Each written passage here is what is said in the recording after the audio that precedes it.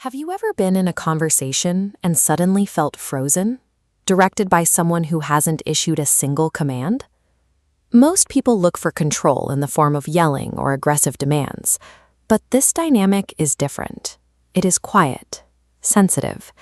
It presents as a person who is simply and perpetually misunderstood. Take a common low-stakes scenario. You bring up a minor, valid grievance to a partner or a friend. Maybe they were late or they forgot to mention a change in plans and you want to address it. Instead of an argument, the atmosphere goes cold. They don't defend their actions. They just look away, completely silent, appearing profoundly wounded by the simple fact that you raised the issue at all. The conversation ends with you apologizing to them. You leave the room second-guessing your memory, replaying the last 10 minutes to see if you were somehow the one who crossed a line. If there were no demands and no overt aggression, we have to look at why these interactions consistently end with the victim taking the blame. Let's analyze that shift by looking at the exact moment the focus of the conversation started to change. This behavior relies on the management of perception. By framing every interaction around their own internal state, a person can ensure they always occupy the moral high ground, regardless of their actions. The individual pivots the dialogue away from the action node, centering it on their emotional pain. You instinctively drop the original grievance to fix their distress.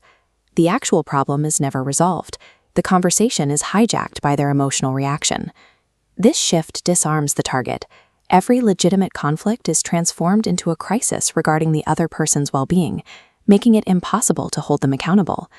Once the focus has shifted, the communication becomes indirect. They rely on heavy sighs, sudden silence, and subtle changes in tone to signal their displeasure. These methods create an interpretive vacuum. Because there are no clear accusations or requests, you are forced to guess what is wrong and how to fix it. This feedback loop is a trap. They provide an ambiguous cue. You guess to resolve the tension, and when you fail, they withdraw further. The pressure forces you to work twice as hard to read their mind and restore peace. This relentless cycle of mind reading and appeasement is the hallmark of covert narcissism. It is a system of behavioral conditioning, replacing mutual connection with a constant struggle for equilibrium. Most people miss this manipulation because society identifies threats through aggression.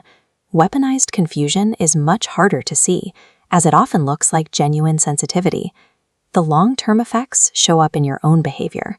You start over-explaining your choices, replaying old conversations, and carrying a persistent, heavy sense of guilt without knowing where it came from. Your internal dialogue begins to police your own reality. You constantly wonder if you are overreacting or if the problem is simply your own lack of understanding. Eventually, you shrink your own reactions.